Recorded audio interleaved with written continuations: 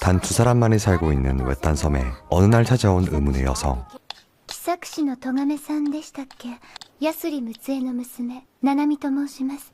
この島にいらした初めてのお客様ですので、もてなす作法を心得てはいませんが、父とはどういったゆかりがおありなんですか。ない。ただの飛び込みと考えてもらって結構だ。 막부의 관료, 기책사 토가메가 이 섬을 찾아온 이유는 나나미의 아버지이자 허도류의 계승자인 야스리 무치에를 찾아온 것이었다. 虚しい刀の流れと書いて巨刀流。刀を用いない闇の流派。戦国と大乱、戦場の混乱との中でのみ振るわれる最強の殺人剣術。 하지만 허도류의 6대 계승자 야스리 무치에는 이미 세상을 떠났다고 한다. 그나마 다행히 나나미의 동생 야스리 시치카가 7대 계승자로서 허도류를 계속 이어나가고 있다고 하는데 あの男が7代目。 사실 이 섬의 정체는 유배지였다. 난세에는 영웅이었지만 세상의 평화가 도래하자 너무나 강력했던 허도류의 계승자 야스리 무치에는 곧장 위험 요소로 전락해버렸다. 이에 그는 유배 명령을 받게 되었고 가족들과 함께 이 섬에서 평생을 살게 되었는데 そなた天下が欲しくないか。いらん。っていらんのかい。あ戸亀さん、何分私たちは島育ちの世間知らずです。 갑자기 뜬금없는 제안을 늘어놓는 토가메. 그녀는 현재 전설의 대장장이 시카자키 키키가 만든 12자루의 칼을 찾고 있는 중이라고 한다. 이 칼은 하나하나가 어마무시한 힘을 지니고 있는 그야말로 살상무기 그 자체라고 하는데 巨刀流当主ヤスリ七花。伝説の刀鍛冶四崎キキが最後の12本。それを収集する命をそなたに与えたい。天下が欲しくないかってそういう意味か。 현 막부는 새로운 반란의 씨앗을 두려워하고 있었고 이를 미연에 방지하기 위해 미리 이 무기들을 걷어들일 생각이었다. あんたが幕府の人間だって言うなら別に巨刀流に頼らなくてもいくらでも。言わんとしていることはわかる。 사실 토가메는 이미 2개의 칼을 손에 넣었지만 전부 의뢰인의 배신으로 뒤통수를 맞았다고 한다. 첫 번째 칼은 닌자들에게 의뢰를 맡겼는데 칼의 값어치를 알게 되자 이를 팔기 위해 가져가 버렸고 두 번째 칼은 일본 제1의 검객 사비야쿠에이란 인물에게 의뢰를 맡겼는데 칼에게 완전히 매료돼 칼을 가지고 사라졌다고. それで巨刀流ですか。金で動かず、刀を使わない剣士であること。そうだ。巨刀流当主ヤスリ七花。終わり幕府1000年の歴史のために研鑽したその技術を使ってはくれぬか。 뭐 대충 이야기는 알겠지만 야스리 시치카에게는 이 제안을 받아들일 아무런 동기가 없었다. 사실 그에게는 돈도 명예도 그 어느 것도 필요하지 않았기 때문. 金で動く人間はダメだ。名誉で動く人間もダメだった。ならば残された理由はたった一つ。愛だ。あ、愛？ヤスリ七花。私に惚れていいぞ。 엥 갑자기? 아 오늘도 시간 날렸구나 하고 애니를 닫으려던 그때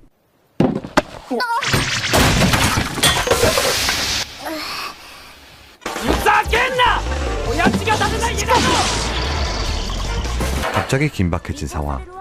이 수리검의 주인은 처음 토가메를 배신하고 12자루의 칼 중 하나를 꿀꺽했다는 그 닌자 마니와 코우모리였다. ああ、さっき忍者がどうとか聞いたな。その聞いてしまったのが運の尽きだ。お前に恨みはねえけどぶっ殺させてもらうぜ。 대뜸 목 안쪽으로 칼을 꺼내는 코우모리. 이 칼은 바로 시카자키 키키의 칼 중 최고의 내구성을 자랑한다는 절도 갓나였다. 何か感想はねえのか。さっきあの女が散々語っていた四季崎の刀だぜ。刀以上にあんたの体に驚きだ。 그렇게 야스리 시치카 vs 마니와 코우모리의 싸움이 벌어지는데 巨竜効く。あれ？ 시치카의 허도류로도 부셔지지 않는 절도 칸나. 巨刀流効くは相手の刀を真っ二つにする技だ。え？その刀絶対変だぞ。 마침 그 순간 토가메가 등장을 하는데 追ってどうする追って。そんなもの幕府に差し出したら腹を切らされるわ。ああ、とりあえずあのカンナってのには興味が湧いたぜ。いや、だから刀は壊すな。わかったわかった。 그렇게 토가메의 만류로 칼을 상처내지 않는 선에서 해결하려고 했지만 사태 파악이 빨랐던 코우모리는 곧장 칼을 도로 집어넣었다. 그러더니 대뜸 공격을 시작하는데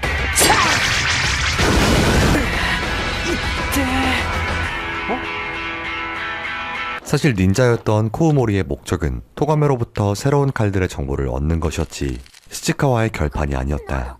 토가메를 납치한 코우모리는 본인의 특기 변신술을 사용해 토가메와 똑같은 모습으로 변장을 하는데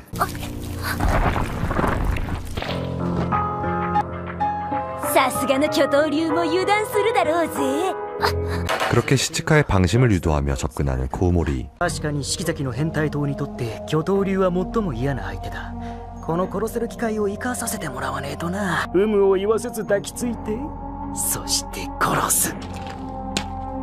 シチカ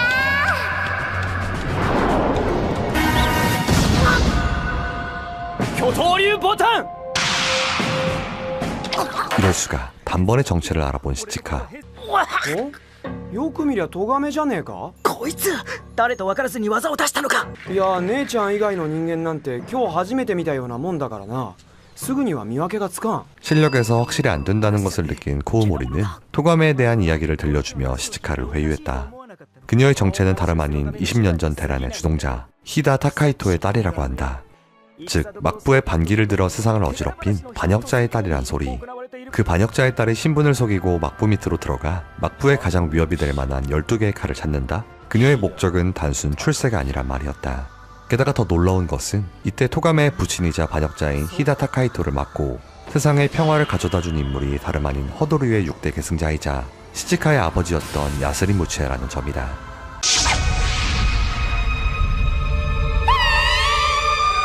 あいつは自分の父親の仇に刀集めを頼もうとしていたのか。 잠시 생각에 잠긴 시치카. 이 틈을 놓치지 않고 코우모리는 또다시 변신을 시작했고 이번에는 시치카의 모습으로 변해 완벽에 가까운 근력을 손에 넣는다. 하지만 그러거나 말거나 전혀 신경을 쓰지 않는 시치카. そのトガメの秘密を知ってるのは他にもいるのか。こんなとびっきりの情報を簡単に漏らすかよ。じゃああんたをきっちり倒せばそれでいいんだな。え？巨頭竜7代目当主ヤスリ七カ。 押してまいる。 이내 마음을 굳힌 시치카는 허도류 궁극의 5위 찌라파르를 사용. 순식간에 코우모리를 박살내버리는데 잠시 후 토가메를 다시 만난 시치카. まずは1本だ。なんだろう。そのこれから先があるかのような物言いは。俺はあんたに惚れることにしたよ。おう。 그렇게 사람을 모르는 감정 없는 남자와 강한 원한을 가지고 마음을 없앤 여자의 기묘한 모험이 시작된다. 이들의 첫 번째 목적지는 참도 나마쿠라가 있다고 알려진 개코쿠성. 첫 번째 칼 절도칸나가 지상 최고의 내구성을 자랑했다면 참도 나마쿠라는 무엇이든 일도 양단 낼 수 있는 가장 예리한 칼이었다. そうするとその残党で頑丈な Z を切ろうとした場合どうなるんだ。試してみんとわからんが、おそらくは完成度の低い方が矛盾なく負けることになるのだろう。 현재 이 칼의 소유자는 개코쿠성의 성주 우네리 긴카쿠. 사실 성주라고 하기에도 애매한 것이 개코쿠성 주변 일대는 사막화가 진행되어 현재는 사람이 살 수 없는 황무지로 바뀌어 있었다. 즉 이 성에는 현재 오직 우네리 긴카쿠만이 살고 있는 것. 이유는 모르지만 그는 성을 떠나지 않고 집안 대대로 내려오는 참도 나마쿠라와 함께 계속해서 성을 지키고 있었다. 그렇게 개코쿠성을 향해 끝없는 사막을 걷게 된 두 사람. そいつがわからねえ。そう思って幕府からの使いの者が何度も訪ねたのだがな。誰一人として戻らなかった。ああ、そうだ。それはそれとしてそろそろ口癖を考えなければな。 토가메가 칼을 모으는 진짜 목적은 모르지만 그중 하나는 이 이야기를 책으로 만들어 큰 부를 누릴 생각이었다. 이에 책의 매력을 더하기 위해 주인공 특유의 말버릇이 필요하다고 하는데 とは言ってもな、そんな簡単に思いつかねえよ。そう言うと思って私があらかじめ考えておいてやった。かっこいい中でもおすすめの口癖を用意した。ほら俺って誰よりも神から愛されてるじゃん。勝手だ。どうやらあんた島流しにされたいようだな。 토가메의 머리에서 나온 말들은 전부 오글거리거나 말도 안 되는 것들 뿐이었고 이내 시치카는 마음을 비우게 된다. ただしその頃にはあんたは八つ咲きになっているだろうけどな。ああ、もうそれでいい。うん、とてもいい感じだ。ああ、これでいいのか。ああ、びっくりしたぜ。俺に似合いすぎる。そうかそうか。礼を言っていいぞ。感謝感激やめあられ。そうかそうか。 그렇게 쓸데없는 대화를 하며 걷고 또 걷고를 반복. 마침내 두 사람은 사막 끝자락에 위치한 개코쿠성에 도착을 하게 된다. 그리고 만나게 되는 우네리 긴카쿠. うねり銀閣だな。うるせえな。そう大きな声で怒鳴るなよ。 토가메는 그에게 칼을 넘겨주기만 한다면 자신의 권력에 닿는 선에서 모든 소원을 들어주겠다고 딜을 제시하지만 ああ。おい、うねり。今度は声が小さすぎてよく聞こえねえな。もうちょっと近づいてきてくれねえか。だいたい敷居越しに話をするなんて剣士に対して失礼だろうがよ。確かにその通りだ。失礼した。巨頭竜ユリ。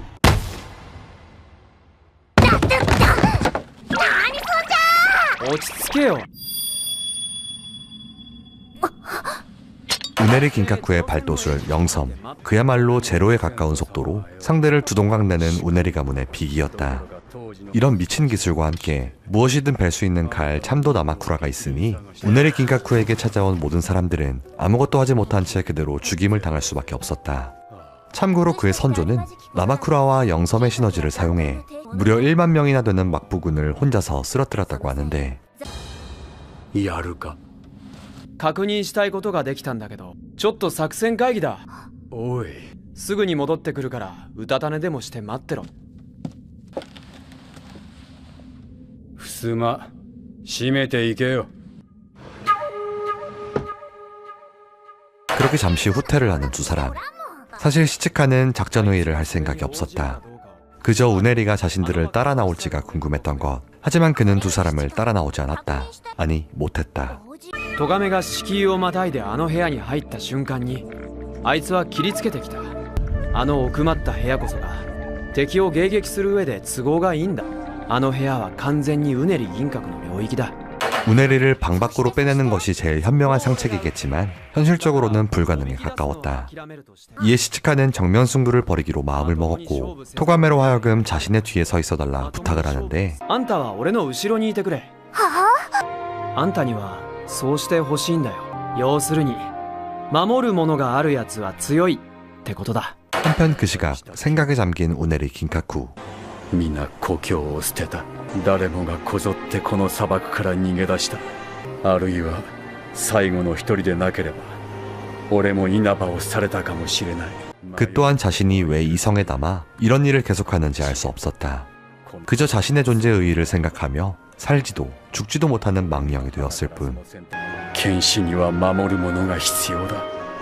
そうでなければ戦えなくなる。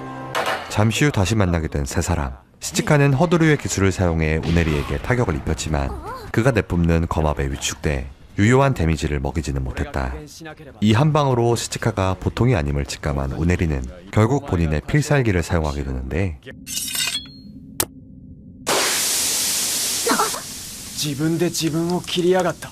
これこそうねり金閣の1万人斬りの秘密だよ。鞘打ちを血で濡らし血をためじっとりと湿らせることによって鞘走りの速度を上げる。それが残党生倉限定奥義残党狩り。 뭔 소린지는 모르겠지만 어쨌든 안 그래도 빠른 검술이 더욱 빨라진다는 말이었다. 이에 토가메는 후퇴를 제안하지만 시치카는 오히려 자신 또한 모든 것을 보여주겠다고 다짐을 하는데 ああそうだ。ちょっと気になったんで聞いときてんだけどよ。だったら残党を引き渡す代わりにこの稲葉を元通りにしてもらうってのはありかい？それは無理だ。砂漠化した地帯を元通りにする方法など仮説さえもない。そっか。あんたなんでこんなことやってんだ？さあね。ただ俺も何かを守りたかっただけだよ。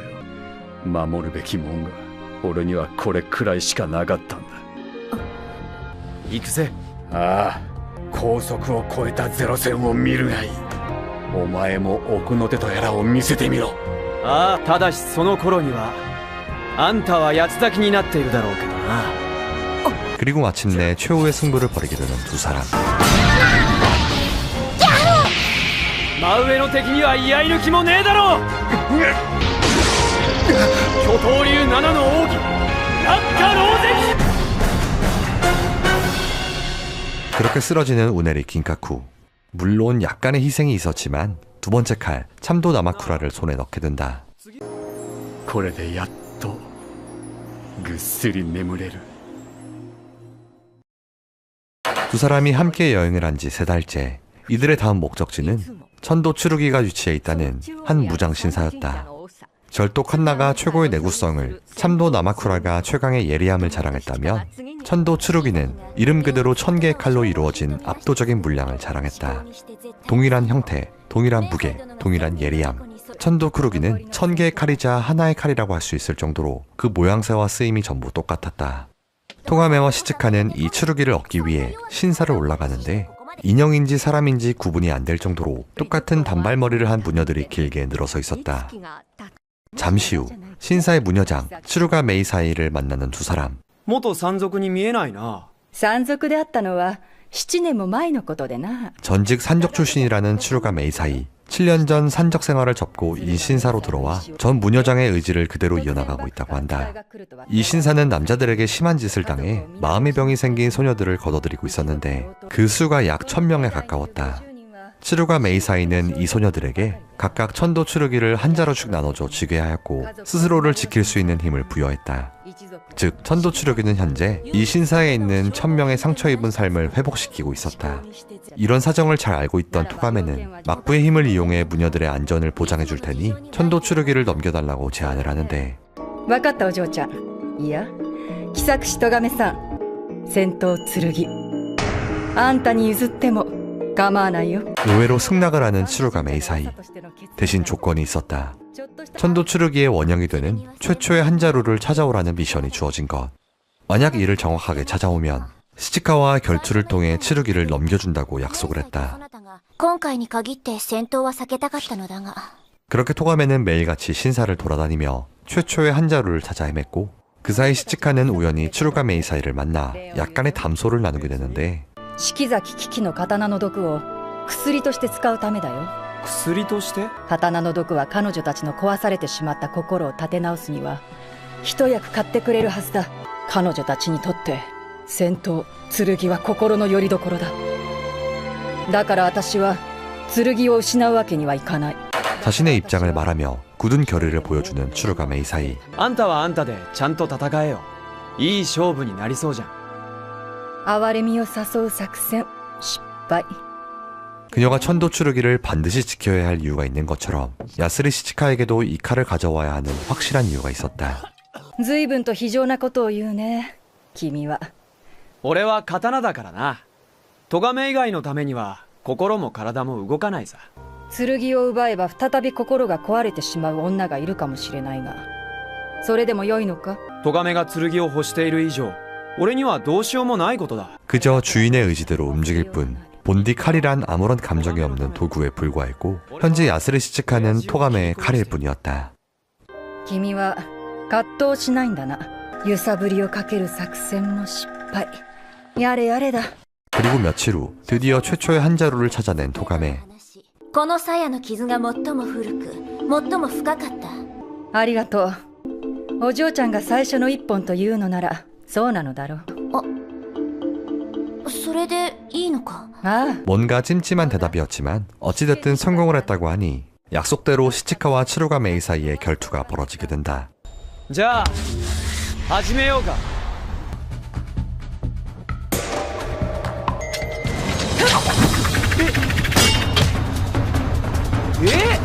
대결이 시작되자마자 재빨리 도망을 가는 추루가 메이 사이.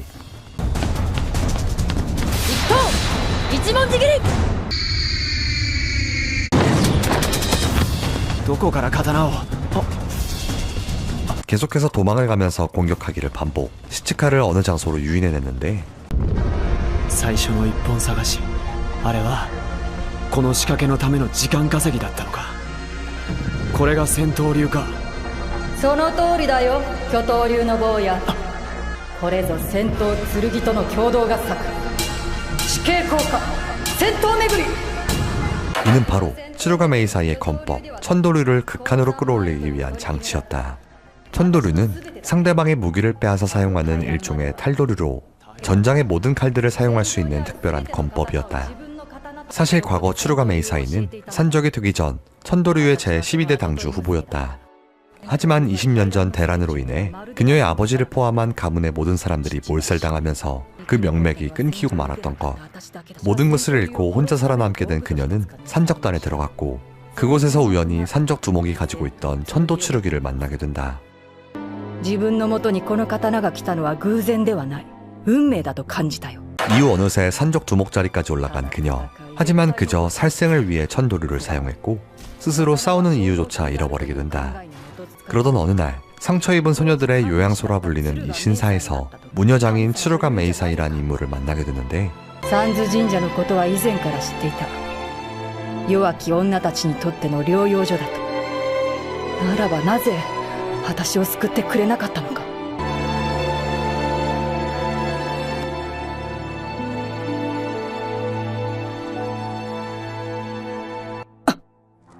死ぬ間際にそんなことを言った人間は初めてだった 그렇게 츠루가 메이사이에게 큰 울림을 받게 된 그녀는 자신의 이름을 그녀와 똑같이 츠루가 메이사이로 바꿨고 산적들을 자신의 손으로 전부 베어버린 후 무녀장이 되어 선대 의지를 이어나가게 된다.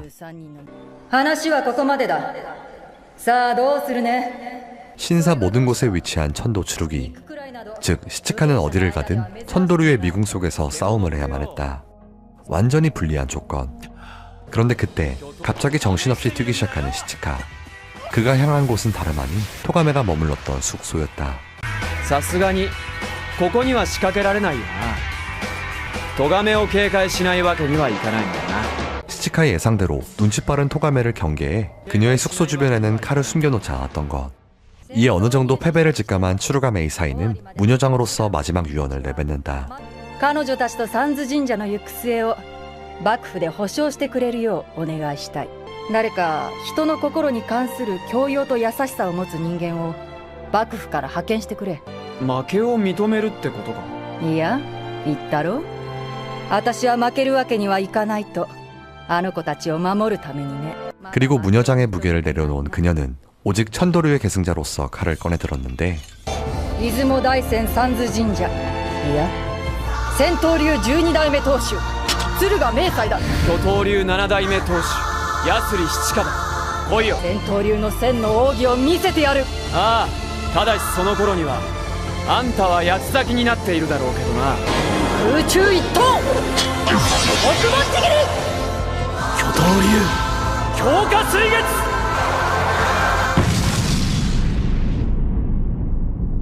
그렇게 결판이 났다.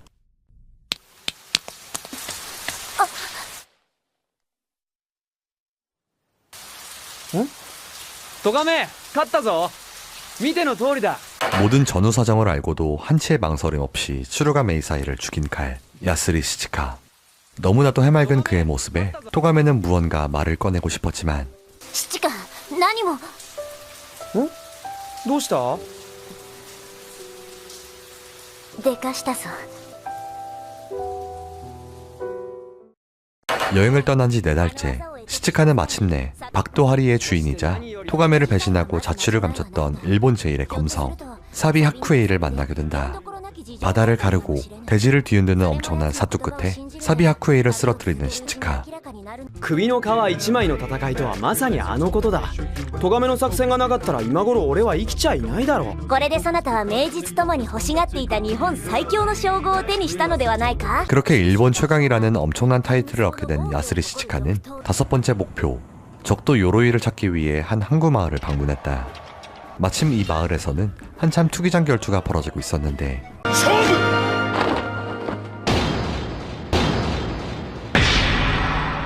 온몸을 갑옷으로 두른 무사의 등장.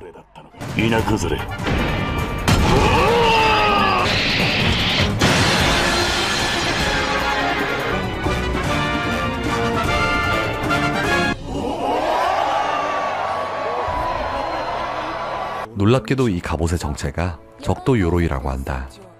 続刀鎧西洋甲冑を模した防衛主体の日本刀到着して早々続刀の所有者であるアゼクラの戦闘を見れたのは幸運だった 토가메와 시츠카는 일단 근처 온천에 들어가 무릇한 작전회의 시간을 가지게 되는데 바로 그때 적도 요로이를 입은 그 남자가 찾아왔다. 이 남자의 정체는 해적선장 아제쿠라 카나라. それで何のご用ですかなだから御用ってほど大行なもんじゃねえって巨頭流7代目当主巌流島においてサビ白兵との決闘に勝利し刀集めの最中なんだろ。あんたら俺からこの鎧を剥ぎに来たんだろ。さてな。 이 남자가 두 사람을 찾아온 이유는 바로 하나. 巨頭流俺と決闘しろ。仮にあんたが俺に勝てたならこの続投はくれてやるよ。 엥? 너무 쉽게 풀리는 이야기.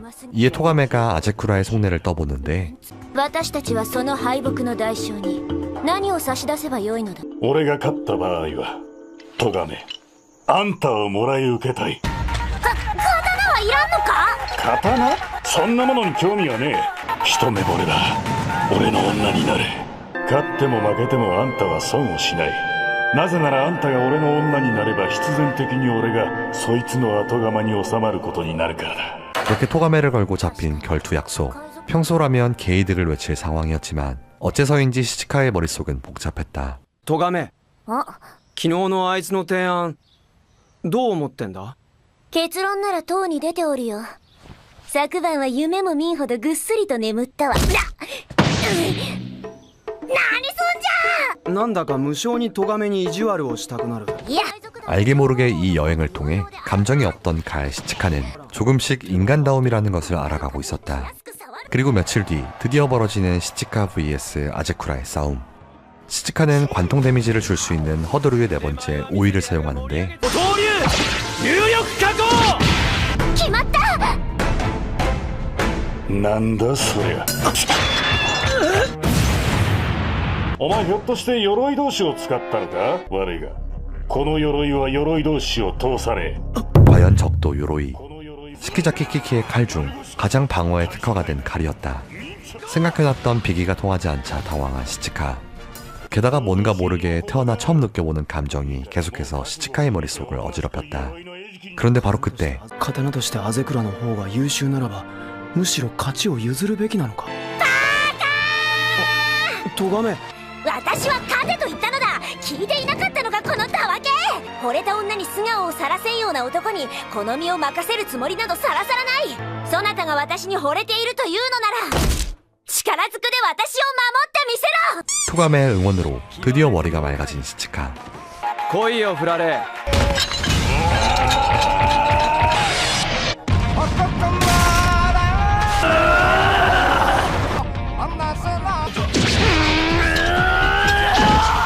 それでよい。 사실 시치카는 허도류가 아니어도 20년간 수행한 완벽한 몸을 가지고 있었다. 즉 단순 완력만으로도 상대를 충분히 제압할 수 있었던 거. 礼を言わせてもらうぜアゼクラカナラ。俺の存在そのものがいながらにして一本の日本刀だが、それと同時に一人の人間でもあるってことだな。ついでにもう一つ言わせてもらう。俺の女に手を出すな。 그렇게 다섯 번째 칼, 적도 요로이를 손에 넣게 된다. 점점 인간이 되어가는 칼 시치카. 이는 과연 토가메에게 약으로 작용할까 아니면 도구로 작용할까. 이들의 이야기는 계속된다. 애니메이션 카타나 가타리는 동명의 라이트 노벨을 원작으로 하고 있으며 2010년 애니메이션으로 제작이 됐다. 원작이 한 달에 한 권씩 출간이 되는 독특한 방식을 가지고 있었는데 이에 영향을 받아 애니메이션 또한 특이하게도 한 달에 한 편씩 방영이 되었다. 그야말로 파격적인 방영 때문에 한 편당 50분이라는 어마어마한 러닝타임을 보여준다. 이뿐만 아니라 원작을 최대한 살리기 위해 애를 쓴 부분들이 호평을 받았는데 예를 들어 중간에 사비 하쿠에이와의 결투는 본 리뷰에서 편집을 한 것이 아니라 원작 내용과 마찬가지로 정말 대사 몇 마디를 하고 넘어가 버린다. 이질감이 드는 그림체만 빼면 상당히 재밌게 시청할 수 있는 작품으로 꽤나 진지하고 무거운 이야기를 가볍게 풀어낸 것이 특징. 총 12편, 각 화마다 하나씩 칼을 찾는 구성으로 이루어져 있는데 매 화가 단편 영화라 해도 손색이 없을 정도로 깔끔한 스토리를 자랑한다. 오늘 영상은 1화부터 5화까지의 내용을 압축한 것으로 풀 영상을 보게 된다면 훨씬 더 풍부하게 시청할 수 있으니 기회가 되신다면 주말 하루 날 잡고 엔딩까지 꼭 시청해보시길 강력하게 추천드린다.